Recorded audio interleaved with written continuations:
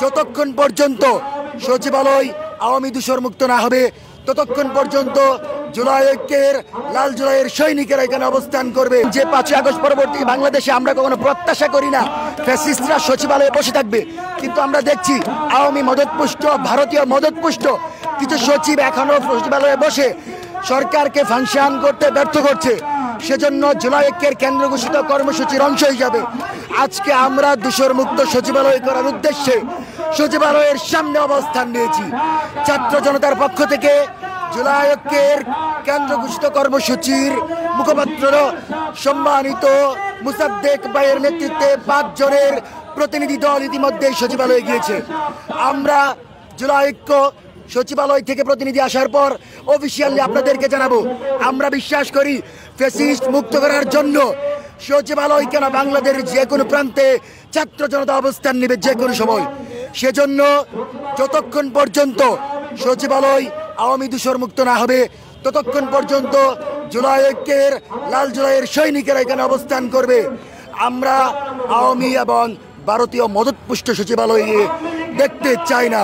সুতরাং আপনাদেরকে অবগত করছি, অতি দ্রুত আপনারা আমাদের পরবর্তী কর্মসূচি জানতে পারবেন। আপনারা জানেন যে আমরা সচিবালয় সহ অর্থাৎ সরকারের একটা অংশকে 10 দিন সময় বেঁধে দিয়েছিলাম এবং বলেছিলাম 31শে তারিখের পরবর্তী 31শে মের পরবর্তী আমরা কর্মসূচিতে যাব। যেহেতু 31 তারিখের মধ্যে কোনো ধরনের পদক্ষেপ আসেনি, যার ফলে আমরা রাস্তায় নামতে বাধ্য হয়েছি।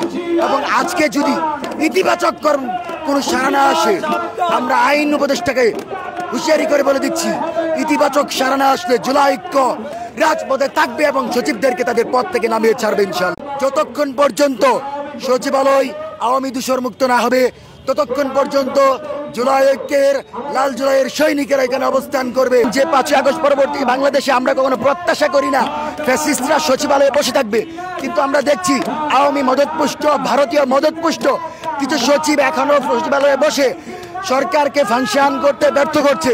সেজন্য জুলাই ঐক্যের কেন্দ্র ঘোষিত কর্মসূচির অংশ হিসাবে আজকে আমরা দূষণমুক্ত সচিবালয় করার উদ্দেশ্যে সচিবালয়ের সামনে অবস্থান নিয়েছি।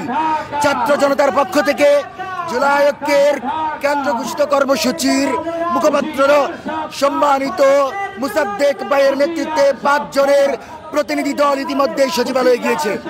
আমরা জুলাই ঐক্য সচিবালয় থেকে প্রতিনিধি আসার পর অফিসিয়ালি আপনাদেরকে জানাবো, আমরা বিশ্বাস করি ফ্যাসিস্ট মুক্ত করার জন্য সচিবালয় কেন বাংলাদেশের যে কোনো প্রান্তে ছাত্র জনতা অবস্থান নেবে যে কোনো সময়।